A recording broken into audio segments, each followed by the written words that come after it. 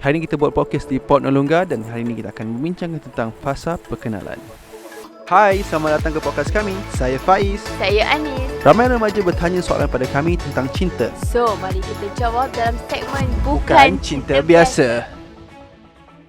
Assalamualaikum warahmatullahi wabarakatuh. Bertemu lagi dalam segmen Bukan Cinta Biasa, di mana kita membincangkan tentang isu lelaki, perempuan, jodoh, kahwin, cinta dan pelbagai lagi permasalahan dan juga persoalan-persoalan yang remaja kan tuju pada kami. Dan insyaAllah kami cuba untuk menjawabnya. Pada siapa saja yang first time, jangan lupa untuk subscribe untuk tidak ketinggalan setiap hari Sabtu 9 malam. So insyaAllah apa kita nak bincangkan ini? Soalan ini spesifik kepada fasa perkenalan. Bagaimana sebenarnya hendak memulakan perbualan dan apa yang patut dibualkan atau dibincangkan dalam fasa ini untuk kita mengenali bakal pasangan supaya kita dapat mencari keserasian antara satu sama lain sebelum ke fasa perkahwinan, baik dari pihak lelaki ke perempuan dan juga sebaliknya. Yes, so soalan ni selalunya biasalah kalau orang yang dah jumpa seseorang, dah berkenan dan juga dalam proses untuk pengenalan dan sebagainya. Dan macam mana kita nak tahu seseorang tu sesuai untuk kita, macam mana kita nak tahu orang tu serasi dengan kita kan? Sebab yalah alam perkahwinan alam yang kita mengharapkan berpanjangan sampai ke akhirat kan. So kita nak kalau boleh kita nak pilih pasangan yang terbaik. Fasa pengenalan ni orang akan cuba untuk tanya dan cuba untuk memahami pasangan yang kita nak kahwin ni lah. Kita dah pernah bincang sebelum ni kan, macam mana nak kita nak approach kan. Siapa yang belum tengok lagi boleh tengok kan episod sebelum ni. Dan itu cara yang terbaik lah. Okay, sebelum kita nak step kepada fasa perbincangan tu, before kita berbincang tu, kita kena make sure kita punya platform ataupun environment kita tu environment yang tidak melanggar hukum-hukum syarat lah. Iaitu kena ada, macam kita bincang sebelum ni lah, kena ada family dan sebagainya.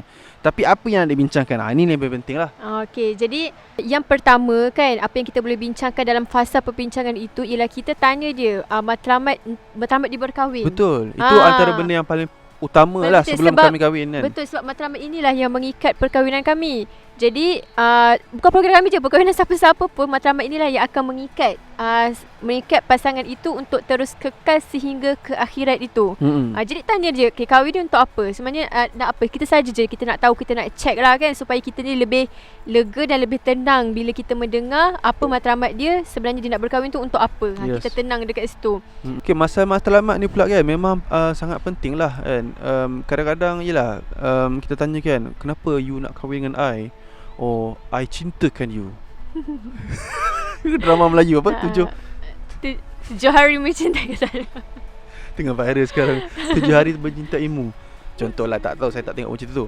Yelah, kalau tengok drama-drama biasa, drama-drama Melayu kita kan, kenapa you? I betul-betul cintakan you. I tak nampak orang lain dah.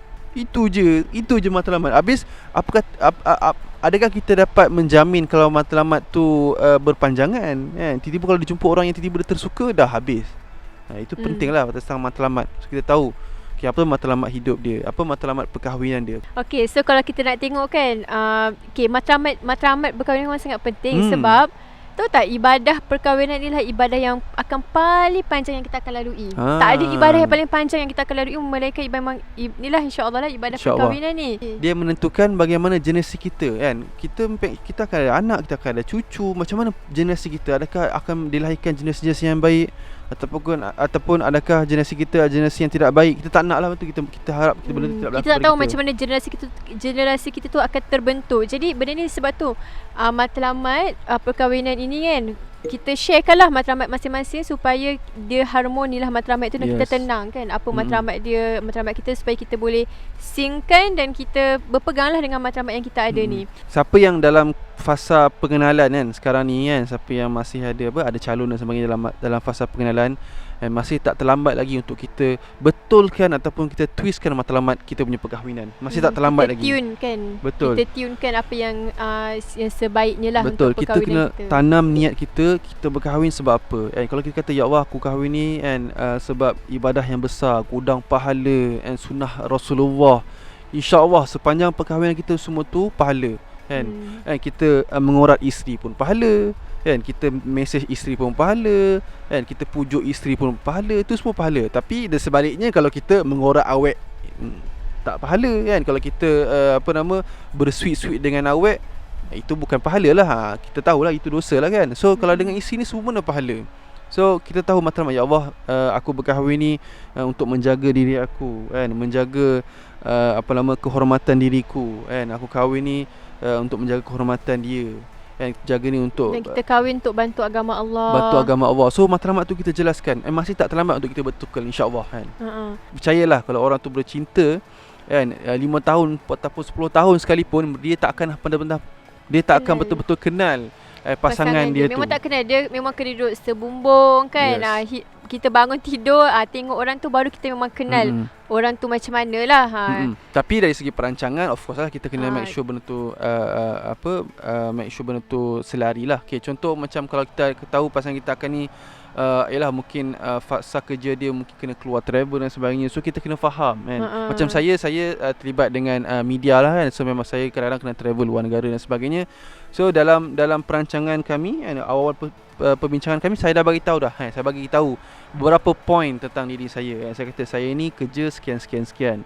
Supaya kita faham, supaya kita aware lah dengan dia punya pekerjaan itu. Okay, kemudian terus saya kerjaya. Lepas tu kat mana nak duduk, selepas kahwin kat mana nak duduk, itu pun kena bincangkan jugalah. Kita bagi tahu apa plan kita. Tapi memang sebenarnya sepanjang proses perbincangan ini memang kena banyak berlapang dada. Apatah lagi bila dah kahwin nanti, memang lagi banyaklah kena berlapang dada, kena bertoleransi. Itu keyword dia lah sebenarnya, kena berlapang dada. Dan yang ketiga, benda ni lah tentang personality, sebab kita nak dapatkan keserasian kan. Kalau keserasian tadi, okey, nak dapatkan keserasian ni, yang pertama sebenarnya matlamat dengan perancangan di masa akan datang itu, dia dah melatih kita dah sebenarnya juga sedikit supaya kita ni serasi dengan pasangan kita. Betul. Tentang personality ni, ada banyak benda yang kita takkan jamin daripada personality ini kan. Sebab daripada kita memikirkan tentang personality untuk kita dapat keserasian dengan dia tu, baik kita betulkan sebenarnya kita kena try ubah diri kita. Kita kena try mendidik diri kita untuk menjadi seorang yang berlapang dada, bertoleransi, bersabar, boleh banyakkan memberi dan menerima seadanya pasangan kita macam mana. Dan juga benda yang paling penting bila berkahwin ni adalah communication. Betul. Komunikasi is the key. Jadi apa-apa yang kita rasa kita kurang suka tentang dia ke apa benda kan, cara dia, selepas kahwin tu kita boleh je, kalau kita communicate dengan pasangan kita kan, kita cakap ada benda yang kita kurang suka, dan kita mengharapkan pasangan kita tu pun dia pun menerima lah juga kan. Tapi kita tak boleh lah expect 100% dia akan ubah. Tapi at least dia dah cuba. Macam tu. Jadi sebenarnya bila kita berkahwin ni, banyak sangat lah benda-benda kecil pun boleh jadi isu. Betul. Tapi dia, personality ni dia tak dapat bagi jaminan apa-apa. Sebenarnya yang dapat bagi jaminan tu adalah bila mana kita suami isteri sama-sama tahu, kita dah tahu daripada sebelum kahwin ni, kita kena bersedia untuk menjadi orang yang banyakkan memberi, banyakkan memahami pasangan kita, bertolak ansur, berlapang dada, bersangka baik, dan benda-benda macam tu lah sebenarnya yang penting. Nilai-nilai itu yang penting ada dalam sesebuah perkahwinan itu. Sebenarnya guys, tak tahulah, ramai orang dia sibuk nak cari orang yang sama personality. Contoh kan, kalau dia minat, contohlah dia minat basikal, kan best kalau pasangan isteri dia pun minat basikal. Yelah, kalau dapat alhamdulillah, kalau tak dapat tak apalah. Benda tu benda yang boleh kita sama-sama ajak. Jom kita sama-sama basikal contoh. Sebab tu kita berlapang dada, kita bersangka baik dengan Allah supaya Allah bagi jodoh yang terbaik untuk kita. So yang terbaik ni tak semestinya personality tu kena sama, dan tak semestinya juga personality tu boleh jadi berbeza. Ada je pasangan yang personality sama, tapi dia mesti ada juga benda yang tak sama. Betul, lah. Mana ada benda yang mana ada benda yang sama. So dia sebenarnya lagi best tak sama. Contohlah macam contoh macam saya minat media. Sebenarnya saya ni kurang sikit depan kamera kan. Tapi isteri saya ni dia jenis berani ke depan, dia cakap depan dan sebagainya. Okay, macam contoh kita nak buat podcast ni kan, bagi contoh lah untuk korang. Okay, saya handle bab technical kan, bab kamera, kamera 1, kamera 2, mikrofon kan. Ni semua benda saya fikir lah kan, setup dan sebagainya. Isteri saya tolong saya. Dia pun dulu tak pandai kamera sangat, tapi saya ajar dia, betul tak? Ya, tolong ni tolong pasang masuk ni. Ni bukan saya yang pasang, dia yang pasang. Saya fikir angle je. Walaupun sekarang ni silau sangat ni, minta maaf korang, silau sangat. Saya tak tahan ni. Dah nak sunset sebenarnya. Dah nak sunset sebenarnya kita orang dekat Port Nalungga ni. So kami berbeza kemahiran dan personality, tapi alhamdulillah kami dapat jalankan satu projek yang kami sama-sama suka, which is Dia nak kaitkan dengan matlamat tadi lah. Matlamat. Sebab kita ada matlamat tu, kita rasa kita nak do something for society, Betul. do something for remaja. Jadi inilah yang kita hasilkan lah, benda-benda macam ni Ni lah. contoh sikit lah, walaupun benda ni taklah besar. Even macam bila saya sekarang memang saya rasa bersyukur sangat dapat suami saya yang sekarang ni kan. Sebab banyak benda yang saya, macam jelas saya buat benda macam ni kan. Lepas tu benda yang saya buat bisnes kan. Bila kita nak, biasa-biasalah kita kena ada design poster yang cantik kan, logo dan sebagainya. Jadi suami saya banyak menolong. Okay, kalau saya tak ada suami saya ni, saya nak kena hire orang. Nak kena hire orang buat logo, buat poster, mahal kot. Mahal kot, lagi kat Ozi. Lagi kat Ozi mahal. Jadi alhamdulillah bersyukur ada. Alhamdulillah. Jadi yang paling penting sebenarnya matlamat kita berkahwin. Betul. Tu kan, matlamat tu memang sangat penting. Dan kita bincangkan lah, dari situ kita set up lah apa kita punya perancangan kan. So bila kita dah kahwin tu, kita nampak lah, oh memang he is the one lah. Macam tu. So basically kan, ada pernah tanya saya kan, Faiz, macam mana Faiz dapat isteri yang yelah kan, nampak soleha, yang menjaga tudung labu dan sebagainya. Tapi Faiz ni macam media Cerak-rak gitu. Cerak-rak kan, baju dulu pakai baju Superman. Tapi sebagai saya, itulah konsep kita sebenarnya. Kita salah faham apa maksud orang yang beragama, orang yang beriman. So itu kita akan bincangkan episod-episod seterusnya lah. Ya, InsyaAllah lah sebenarnya keserasian ni kita memang boleh dapat selepas kita berkahwin. Betul. Kita cuba tune supaya kita dapat mendapat keserasian. InsyaAllah rasanya itu saja untuk hari ini. Terima kasih kerana yang bertanya. Dan siapa lagi yang nak tanya, jangan malu, jangan segan. Boleh PM, boleh DM, boleh mesej dan sebagainya, supaya kami boleh menjawab lah persoalan-persoalan yang ditujukan berdasarkan pengalaman kami, khususnya untuk remaja lah kan. Okey, InsyaAllah hari pun dah makin silau. Minta maaf memang sangat silau ni. Kalau sound tak berapa okey, itu sebabkan laut ni lah. Dan kami berada di laut, di Port Nolunga. Jumpa lagi di minggu depan InsyaAllah. Assalamualaikum warahmatullahi wabarakatuh.